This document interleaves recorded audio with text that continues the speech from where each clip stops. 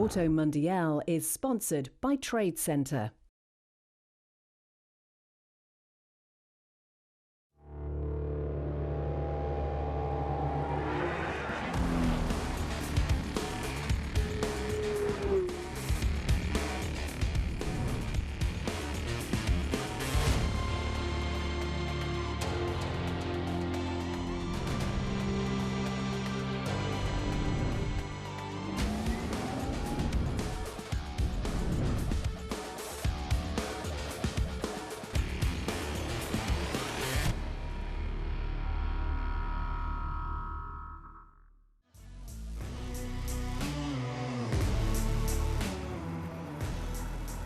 Welcome to Auto Mundial, the weekly car news and review show. This time we're looking at BMW's latest SUV, the controversial XM. We also have a stylish crossover from Kia and the new Mercedes GLC. Plus the Porsche GT3 Touring. Is it the pick of the 911 range? We'll find out later on, but first, the news.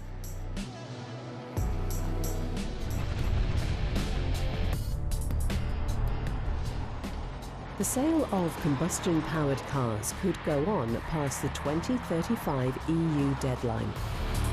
German diplomats look to have reached a deal with the European Union to produce and sell petrol and diesel cars after 2035 if they're powered by carbon-neutral fuels.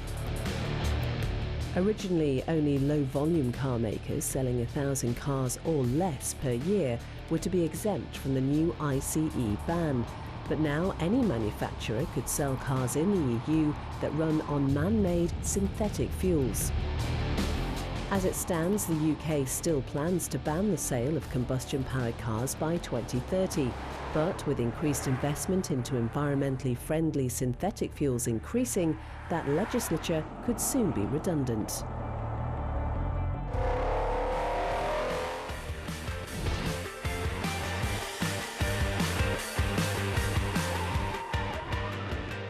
For just over 50 years now, BMW's M division has brought us some of the most exciting, involving and downright iconic performance cars in the world. Whether it's building its own bespoke models or transforming humdrum saloon cars into supercar beaters, the M division never fails to impress. Or at least, it didn't until now. You see, to celebrate its half-century, the M division hasn't revealed some 1,000 horsepower track toy, nor has it made a lightweight, stripped-out coupe. Instead, it's built this. It's called the XM, and it's a realization of the concept car of the same name we saw last year. Usually production cars end up looking completely different from the concept version, but sadly, in this case the XM doesn't. Its cartoonish proportions remain, with oversized grills and tiny headlights, while the styling details are equally divisive. We quite like the stacked exhaust pipes, but the off-centre XM badge gives the rear end a very strange look. And the thankfully optional gold trim, as fashionable as it may be, does remind us of a 1990s Lexus. It's not all bad though, as the XM incorporates some of the M division's greatest styling hits. It gets E36 M3 door mirrors, twin BMW badges on the back like an M1, and some of the best alloy wheels we've seen in ages. The question is though, is it a proper M car? Well, the short answer seems to be no. Despite being a standalone M division car, the XM does things very differently from your regular M2s and M3s. For starters, rather than a light and sports saloon car, the XM is a 2.7-ton SUV.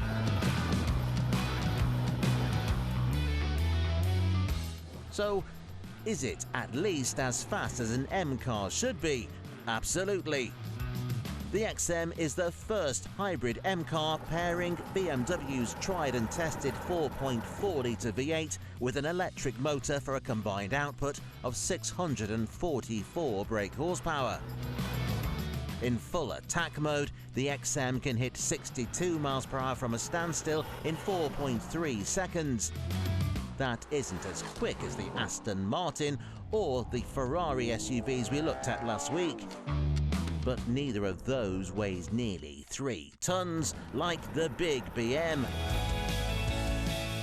Step inside the XM and you'll find a much more tasteful cabin than the exterior would lead you to believe.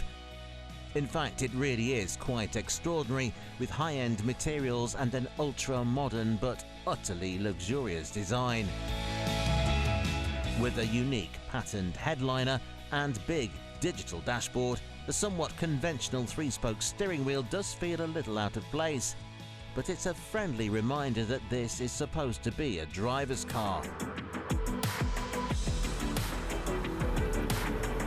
However, we can't see many keen drivers opting for the XM over an M5 competition or even other performance SUVs. And with a starting price of more than £145,000, we don't expect to be seeing many here in the UK.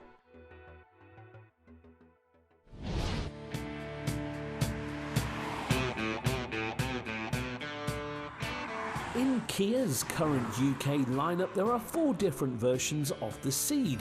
Of course, there's the regular hatchback, the sports wagon, the Pro Ceed, and this, the best-selling version, the X-Ceed. Essentially a regular Ceed on stilts, the X-Ceed is a small crossover with nods towards the SUV lifestyle that's so popular right now. On sale since 2019, it was beginning to feel its age, so now for 2023, there's a new one.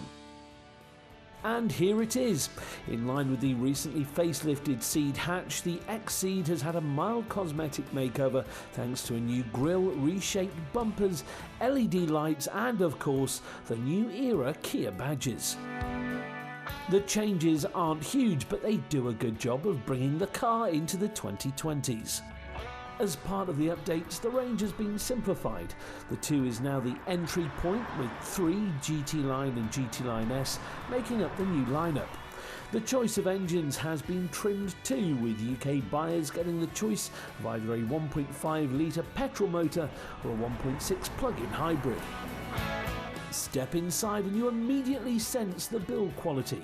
Sure, there are plenty of plastics on show, but it all feels beautifully put together.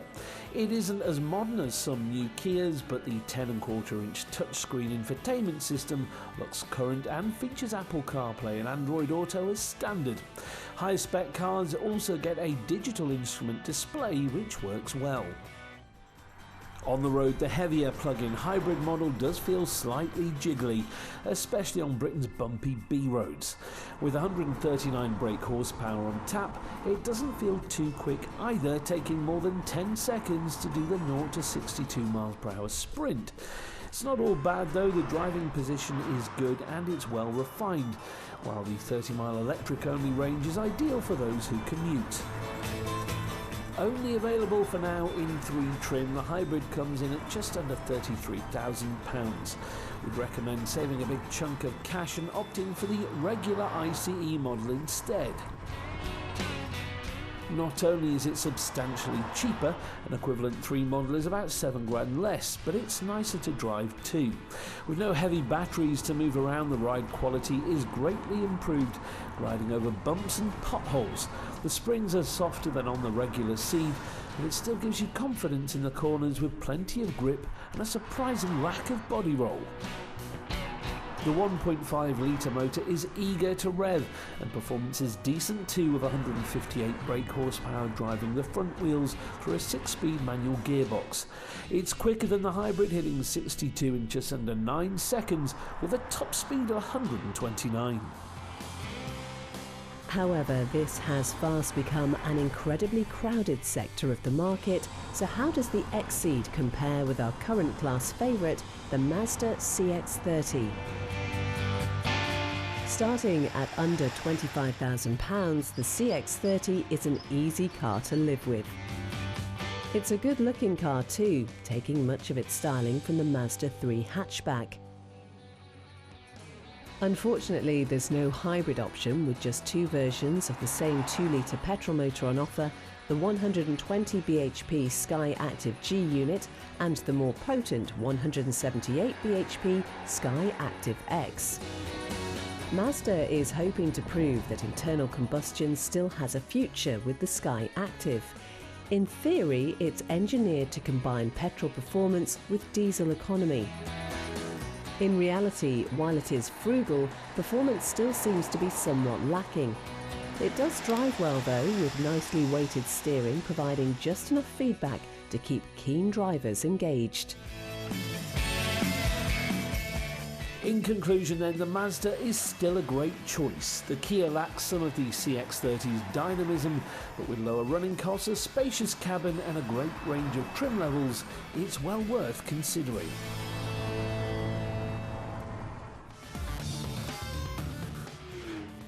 After the break, the perfect everyday Porsche 911.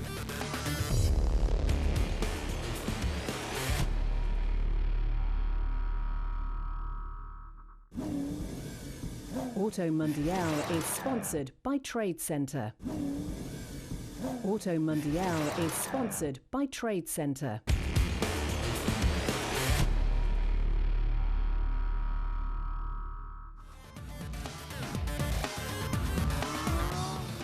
Coming up, the 911 GT3 loses its wing. But first,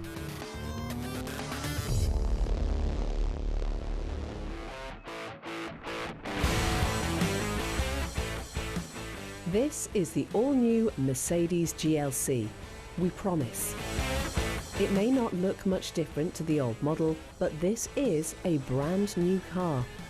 It's built on Mercedes' MRA2 platform that it shares with the new C-Class, opening up a new world of electrification to the BMW X3 rival. Well, starting with the styling, the GLC's lineage is clear. It looks very similar to the old car at first glance, but look a little closer and you'll notice it is slightly bigger, while the new headlights blend into the front grille. The flanks of the car have been re-sculpted and body-coloured wheel arches are now available in place of the black plastic ones found on the old car. It's 60mm longer than the old car, but ever so slightly lower. The boot space has increased by 50 litres to 600 with the rear seats in place, making this a very practical family car with an electric tailgate fitted as standard. Step inside the GLC and the changes are much more obvious. Gone is the incongruous stuck-on infotainment screen with a new C-Class style dashboard incorporating a 12-inch portrait touchscreen with the latest MBUX software. There's also a new configurable digital instrument display and an optional head-up display to help you keep your eyes on the road. The new GLC is powered by either a 2-litre petrol motor or a 2-litre diesel, each available in various different guises. All versions are available as either 48-volt mild hybrids or plug-in hybrids. Mercedes still leads the way in electrified diesel cars, and the PHEV diesel GLC 300DE could be the pick of the range. It produces a combined 242 brake horsepower and a claimed 565 miles per gallon. WLTP tests are of course favourable to battery-assisted cars, but that is an impressive figure nonetheless. CO2 is 13 grams per kilometre, meaning it fits into favourable tax brackets, making this a wallet-friendly option. But what else is out there? Well, if it's a hybrid premium SUV you're after, you could do much worse than this, the Range Rover Velar.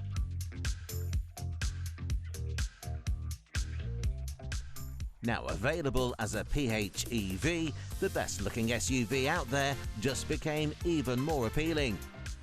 The same setup as found in the new Defender P400e, the Velar PHEV uses a 2-litre 4-cylinder petrol engine paired up to an electric motor and 17.1 kilowatt-hour battery hidden away under the boot floor. Altogether, the PHEV produces a healthy 398 brake horsepower, good for 0 to 62 miles per hour in 5.4 seconds. Surely though, the main point of a hybrid is economy.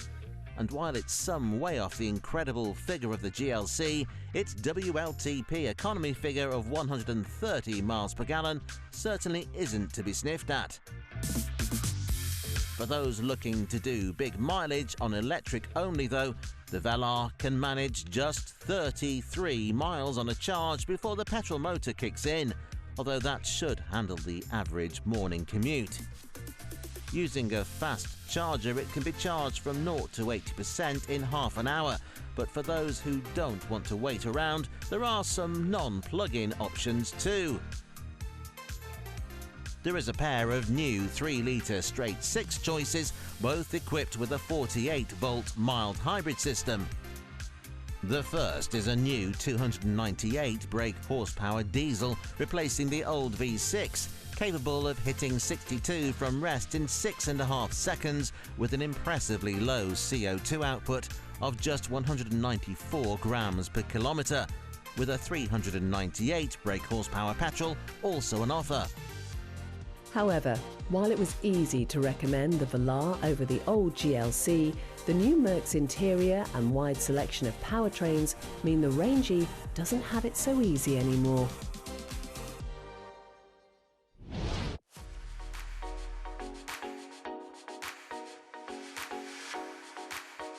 The Porsche 911 has always been a great sports car, one for those who put the driving experience before all else when buying a car.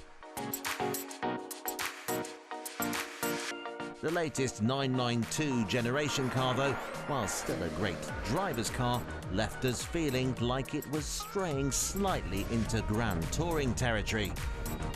After all, it's bigger than ever and more refined. So then it seems that this, the latest GT3, has a bigger gap in the range to fill than normal. The GT3 has always been a race car for the road, and as such it isn't exactly subtle. It's covered in vents and carbon fibre, and then of course there's the massive rear wing. Sure, it provides a load of downforce, which is great for a hot lap around Silverstone, but what if you're just driving to work? Well, Porsche has the answer, and this is it, the GT3 Touring.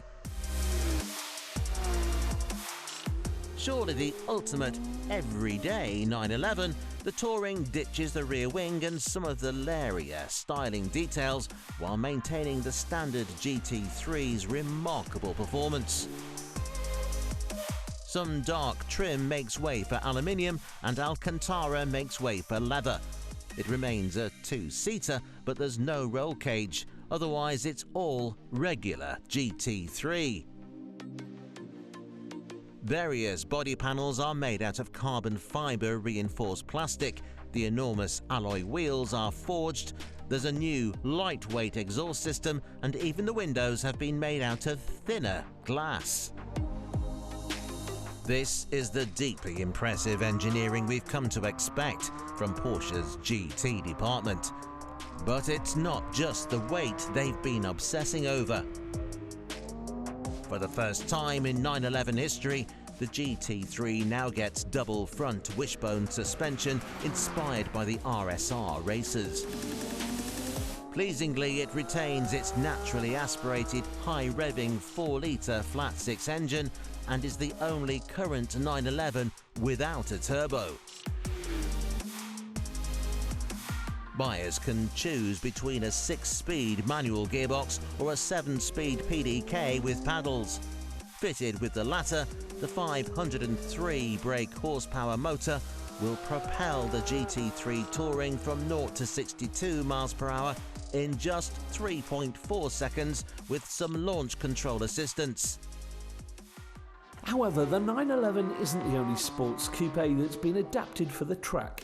This is the Aston Martin Vantage F1 Edition, a road-going tribute to the Formula One safety car. It gets the same aero upgrades, including the rear wing and front canards, and some chassis tweaks to improve its on-track performance, with 200 kilos of extra downforce. The standard car's AMG V8 has been tuned, upping the power by 25 bhp to 528. Torque is unchanged, but is now spread out over a wider rev range. To make the most of the upgraded power unit, the gearbox has also been tweaked to provide crisper shifts. The 0 to 62 mph time is the same at 3.6 seconds, with top speed climbing up to 195.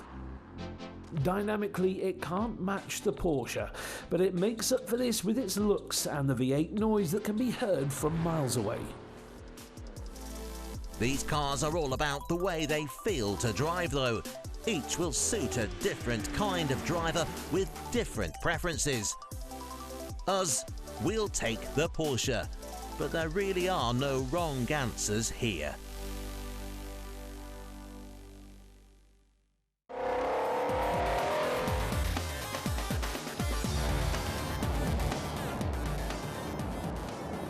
Join us again next week on Auto Mundial as we take a look at the newly updated Volkswagen ID.3.